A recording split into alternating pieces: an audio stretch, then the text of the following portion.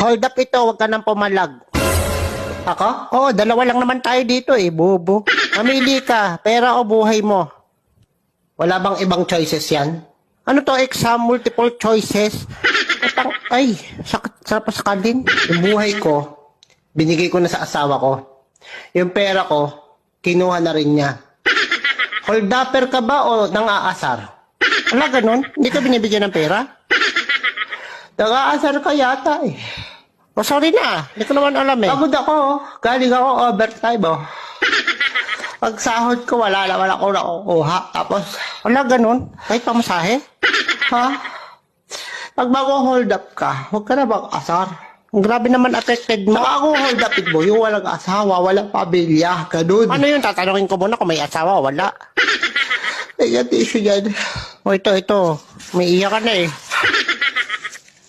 Pag hold up lang, walang asaran. Hindi ko naman alam eh. Ang iinis ka eh. Sige, sa susunod tatanungin ko kung Sukat sige. mo, nabubuli ka pa eh. Nag-hold up ka na, nabubuli ka pa. Hindi ko nga sadya, hindi ko alam. Dalawang kaso yan. Wala ganun ba yun? Bullying and hold upping.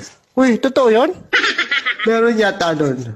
Sige na, hindi na kita hold upin. Hingan mo pa akong tito. Sige na, Hayop. balis ka sa harap ko na. Alibad-baran ako sa mukha mo.